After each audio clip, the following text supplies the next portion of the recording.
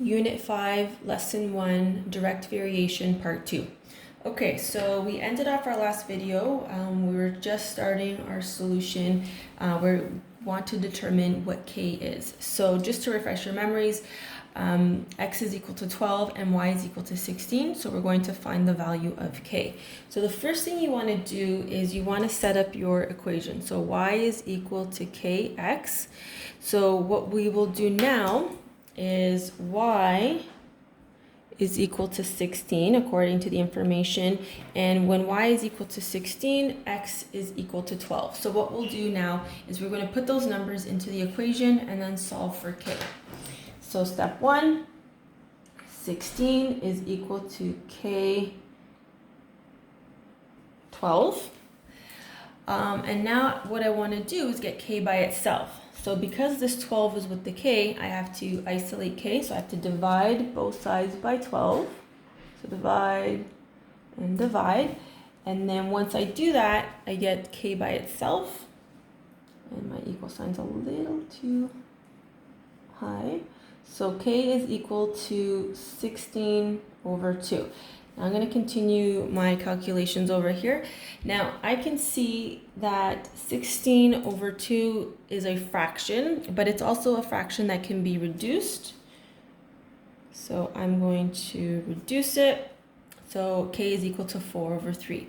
So we're going to leave it like that because according to the previous lesson, our k value has to be an integer, or it can be a rational number. So no fractions. So, no decimals. So it's got to be either a whole number or a fraction like that. So please don't convert that to 1.33. So then, therefore, the equation expressing y as a function of x is y equals, so our k is 4 over 3x. So that would be our equation for our direct variation. So the next part we have to do is we want to know what y is equal to when x is equal to 5. So if we know that x is equal to 5, we can just substitute it into our equation. So always begin with your original equation. So y equals 4 over 3x. Now in this case, what I'm going to do is going to take this 5 and I'm going to substitute it into my equation and then solve for y.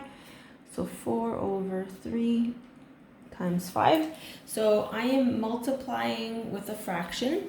So even though it's a 5, I can rewrite it like saying by 5 is equal to 5 over 1, just so that you can see the numerators and the denominators.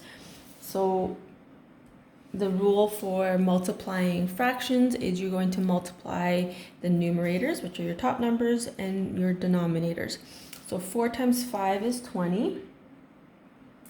3 times 1 is 3, and then I look at it and see if it can be reduced, and that number 20 and 3 over 3 cannot be reduced any further, and I leave it as a fraction, so don't convert it to a decimal. We do the same thing over here when y is equal to 30, sub into the equation. So this time what we want to do is we want to get an x value. So again, we always start with our equation. So y is equal to 4 over 3 times x. Now in this case, what I'm going to do is take this 30 and it's going to go into the equation. So 30 equals 4 over 3x. I have a fraction, so what I want to do is get rid of the fraction by timesing both sides by 3. So I multiply this side by 3, and that will cancel out. Whatever I do to the right side, I have to do to the left side. So that's going to give me 90 equals 4x. So now what I'm going to do is going to continue on over here. I'm just going to rewrite it because, as I've mentioned in many of my videos, I like the variable on the left. So I'm just going to rewrite it, 4x is equal to 90 like that. And then what I can do is I can start isolating the x. So I've got a 4 here, so I have to get rid of the 4. So I have to divide both sides by 4. And then what I can do is I can see if that can be reduced, which it can. That can be reduced to 45 over 2. At this point, if you want to convert that into a number, you can. The x value can be a decimal. Okay, let's do another example. So it says the height to which a ball bounces varies directly as the distance from which it is dropped. If it is dropped from a height of 2.4, it bounces to a height of 1.6. Okay, so what that means is the height determines the height of the drop determines the height of the bounce. So the height is going to determine the bounce. So the height will be x and the bounce is going to be our y. It says express the height that the ball bounces as a function of the height from which it was dropped. So this just means that we want to have an equation. So we want to do y equals kx. But in this case, they want the variables to be bounce and drop. So bounce, again, is our y, height dropped is our x.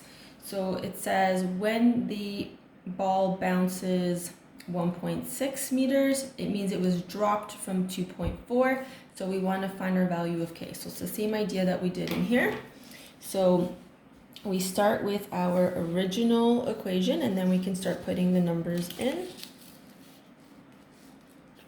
Okay, so you start by writing b equals kd, where we are looking for k. So then you take your 1.6 and 2.4 and you start putting them into your equation. So b is 1.6, k is the variable that I want to determine, and d is 2.4. So if I want to get k by itself, what I have to do is get rid of this 2.4. So to do that, I divide by 2.4 and I divide by 2.4, and I'm running out of room here, so I'm just gonna shift up here. So k is equal to 1.6 divided by 2.4. And if you figure that out on your calculator, or if you can see how you can reduce this fraction or make the fraction so that it's not decimals, what you would end up getting is 2/3. All right, so b, so now we've got our k value. So now what we can do is use our k value when we solve for other variables. So for example, so I can rewrite this as b is equal to 2/3, so that's my k, times d. So this is my equation for my direct variation. So the next one says substitute d is equal to 3 and then the value for k to solve for b. So again, we start with our original equation. So b equals 2/3d. So that's the equation that we determined in our previous question. This time we want d over here. So we want to know what is going to be the bounce if you drop it from 3 meters. So if it is dropped from a height of 3 meters, how high will the bounce be? So b is our unknown. So then what we can do is substitute 3 into this equation, and this is your multiplying fraction. So you multiply the numerators times the denominators. So 2 times 3 is 6. 3 times 1 is 3. And then 3/6 can be further simplified to 2. So therefore, the ball bounces 2 meters. Okay, so what that means is that when the ball is dropped from a height of 3 meters, the corresponding bounce will be 2 meters. C, if it bounces 80 centimeters, from what height was it dropped? So in this case, we are looking for D. D is our unknown. Now, I'm using meters in this question. This question is asking in centimeters, so I've already converted it for you into meters. So the bounce is 0.8 meters. We want to know what the drop was. So what we do is, again, we always start with our original equation. So B is equal to 2 over 3 times D. So now in this case, we're looking for D.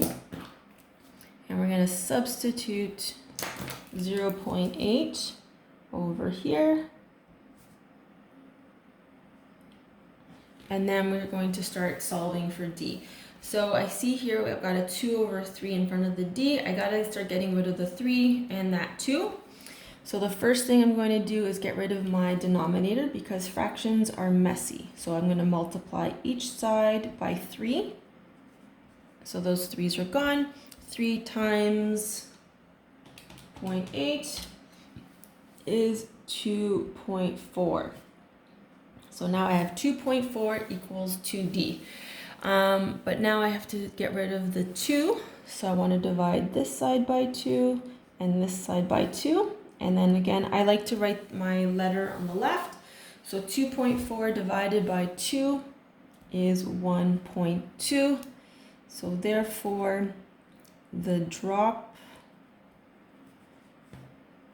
is 1.2 meters. So what that means is in order to get a bounce of 0.8 meters, you have to drop the ball from a height of 1.2 meters.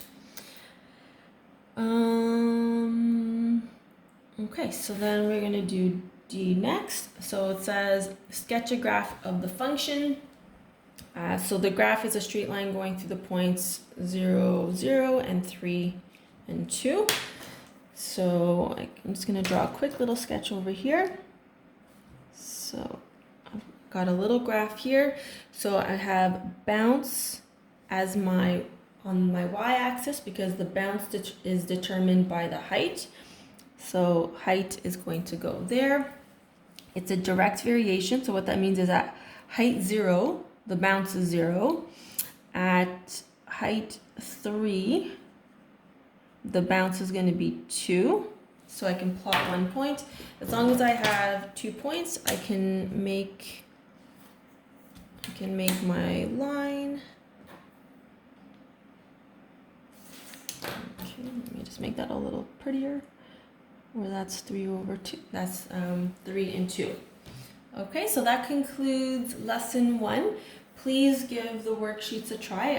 You don't have to do all the questions, just maybe do a few from each type of question.